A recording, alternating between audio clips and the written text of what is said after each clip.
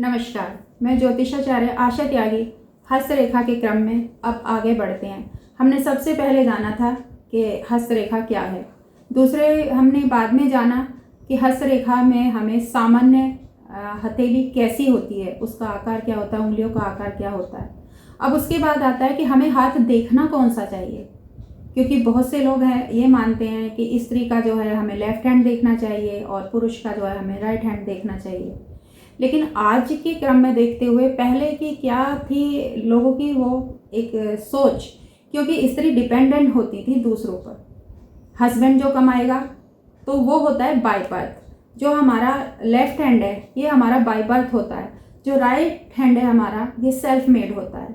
हम जो भी एक्टिविटी कर रहे हैं, जो भी प्रोग्रेस कर रहे हैं, रेखाएं हमारे दोनों हाथों में बदलती हैं। ये बाय बर्थ थी, ये भी बाय बर्थ ऐसा ही रहा होगा। लेकिन जिस तरीके से हमारी सोच बदली, जिस तरीके से हमारा एटीट्यूड बदला, जिस तरीके से हमने एजुकेशन हासिल की, जिस तरीके के हमारे सोच विचार हैं, उस तरीके के जो लक्षण हैं वो हमारे राइट हैंड में आते हैं। तो आज जब लड़कियां कदम से कदम मिला के पुरुषों के साथ चल रही हैं, तो मेरा मानना भी ये है, और बहुत से जो हमारे पामिस्ट हैं वो इस चीज़ को एक्सेप्ट कर चुके हैं कि हमें दोनों ही हथेलियों का अवलोकन करना चाहिए। लेफ्ट हैंड से हमें ये पता चलता है कि कोई इंसान कैसा नसीब लेके पैदा हुआ है, आखिर उसका भविष्य कैसा है, उसका पास्ट कैसा है, उसका प्रेजेंट कैसा है। लेकिन जो हमारा राइट हैंड ये है कि हम कितना प्रोग्रेस करके आगे बढ़े हैं, कितना प्रोग्रेस कर सकते हैं आगे, और कितने चांसेस एट प्रेजेंट में अभी कंटिन्यू में चल रहे हैं। तो सामुद्रिक शास्त्र में स्त्री का बायां हाथ और पुरुष का बायां हाथ देखने को कहा गया था।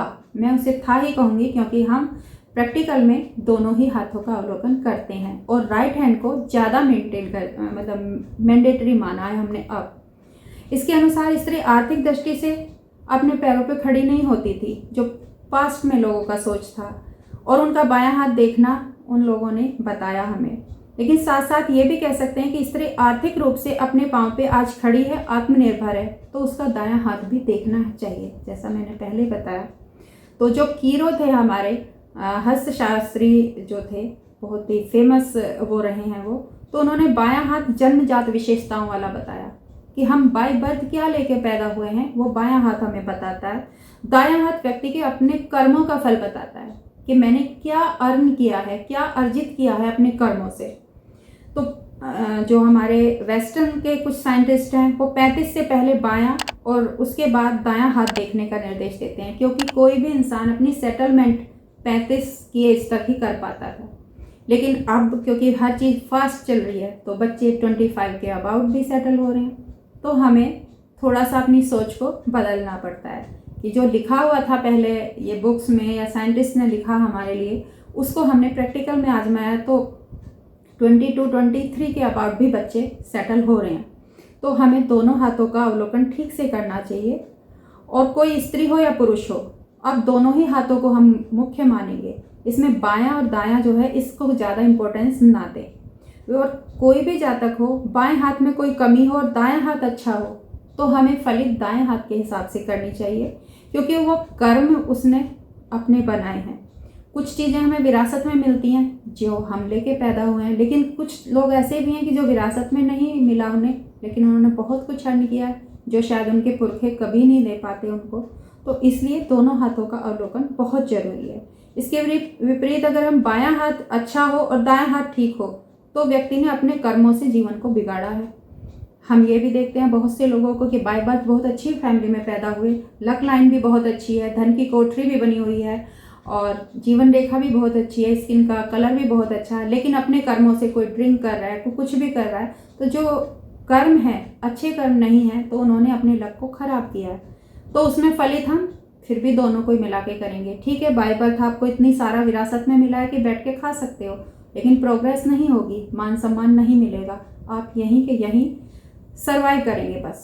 तो ये चीज़ें हमें फलित के टाइम ध्यान रखनी पड़ती हैं। हाथ देखने का सबसे अच्छा समय तो सूर्योदय से लेकर 4 घंटे तक का होता है।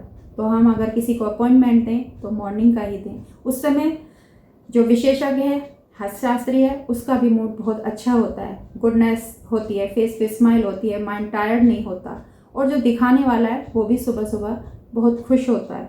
लेकिन आज के आधुनिक युग में ये सब पॉसिबल नहीं है, क्योंकि सिर्फ 4 घंटे का अपॉइंटमेंट आप दे सकते हैं किसी को, लेकिन लेने वाले के पास टाइम नहीं है, तो आपको ये समय सीमा जो है बढ़ानी पड़ेगी। तो हमें फिर ध्यान रखना चाहिए पर्याप्त रोशनी। जिस टाइम ये बुक्स लिखी गई होंगी या जिस टाइम ये नियम बने होंगे उस टाइम रोशनी की कमी होगी। आज लाइट अवेलेबल है तो हम देख सकते हैं। कोई भी हाथ देखने की जो जगह है वहाँ पे प्रॉपर लाइट का अरेंजमेंट होना चाहिए, प्रॉपर लाइट का अरेंजमेंट होना चाहिए। और ये मैग्नीफाइंग ग्लास हमारे पास ज़रूर होना चाहिए, क्योंकि कुछ रेखाएं ऐसी होती हैं कि जो ग्रोइंग स्टेज में होती हैं और वो हम डायरेक्ट आंखों से नहीं देख पाते, तो हमें मैग्नीफाइंग ग्लास की भी बहुत ज़रूरत होती है। किसी दूसरे व्यक्ति के सामने किसी की परीक्षा नहीं करनी चाहिए। मान लिया हम किसी पब्लिक प्लेस पे गए हैं और वहाँ पे कोई हमें जो है कुछ पूछने लगे, तो वहाँ पे हमें अपने ज्ञान का आदान प्रदान नहीं करना चाहिए। उससे 4 लोग और भी कुछ ना कुछ मतलब किसी के बारे में हमने गलत फलित किया, गलत दिख रहा है, हमें फलित करना पड़ेगा, झूठ बोल नहीं सकते, तो उसकी भी एक थोड़ी सी रेपुटेशन ख़राब होती है और हमारी भी होती है। तो इसलिए हमें किसी दूसरे के सामने हमें एकांत में जो है किसी का हाथ की परीक्षा करनी चाहिए और फलित करना चाहिए। चाहे आपस में वो लोग कितने भी घनिष्ठ हों, आप उन एक को बाहर बैठाइए और जिसके बारे में आपको फलित करना है उसके बारे में फलित कीजिए। हाथ देखने से पहले दिखाने वाले व्यक्ति का नाम, जन्म तिथि अगर है तो ठीक है, लेकिन अगर तिथि होगी तो वो हमें दिखाएगा ही क्यों? पामिस्ट्री के जरिए वो जानने की कोशिश क्यों करेगा? उनकी मूल समस्याएं, क्योंकि क्या है कि हम बहुत सारी चीज़ें हथेली में भी हम कुंडली की तरीके से बहुत सारी बातें बता सकते हैं, लेकिन सामने वाले का क्वेश्चन सिर्फ पर्टिकुलर है कि मैं बिजनेस करूं या जॉब करूं, मेरा मकान बनेगा या नहीं बनेगा, मुझे संतान होगी या नहीं होगी, या मेरी शादी होगी या नहीं होगी, या कब तक होगी, या मेरा शादीशुदा जो वो है जीवन कैसा रहेगा। तो पर्टिकुलर क्वेश्चन जिसका है उसको पूछें कि भाई बताइए आपको क्या जानना है, थोड़ा सा बता के उसको, और फिर उसके बाद में ये पूछना है कि आपको पूछना क्या है, तो किस जॉब में इंटरेस्ट है। जैसे मान लिया हम बता रहे आर्म फोर्स में है और वो कह रहा है कि मैं तो आर्मी नहीं, मैं तो नेवी में ज्वाइन करना चाहता हूँ, तो हमें ये भी जानना चाहिए उसको कि उसमें फिर हम थोड़ा सा क्या इम्प्रूवमेंट कर सकते हैं। हाथ दिखाने वाला व्यक्ति अगर इन चीज़ों का उत्तर ना दे तो भी हमें ये सब चीज़ दिखाई दे जाती है। तो ये विद्या जो है हमारी पामिस्ट्री एक साइकोलॉजी है। सामने वाले के फेस रीडिंग करके, अगर हमें पामिस्ट्री आती है तो हम फेस रीडिंग भी जानते हैं थोड़ी सी, कि सामने वाला हमारी परीक्षा ले रहा है या सामने वाला वाकई में नीडी है, वो हमसे जानना ही चाहता है। तो हाथ देखने से पहले हाथ दिखाने वाले व्यक्ति का हाथ अच्छी तरीके से साफ करा लेना चाहिए। किसी भी प्रकार के नशे की हालत में ना आए वो हमारे पास, ये भी ध्यान रखें। और अगर ऐसा व्यक्ति आता है तो आपको ना कह देना चाहिए, ऐसे व्यक्ति का परीक्षण नहीं करना चाहिए। हाथ दिखाने वाले को कुछ भी बताने से पहले उसके हाथ के पर्वत ये होते हैं हमारे, जहाँ से हमारी फिंगर्स का स्टार्टिंग होती है, तो ये उद्गम स्थान होता है हमारी।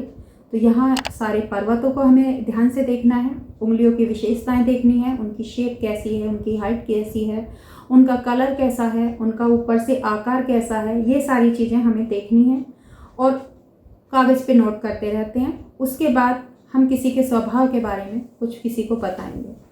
तो इस तरीके से हम हाथ की बनावट और हाथ की जो वो है वो सारी चीज़ें देखते हुए, समय का ध्यान रखते हुए किसी के बारे में फलित करें तो ज़्यादा अच्छे रिजल्ट आते हैं। और किसी को भी हम फर्स्ट जो हमारा होता है, first impression is the last impression, तो किसी को भी बहुत ही शांत मन से उसकी बात सुने और शांत मन से ही हम बताएं।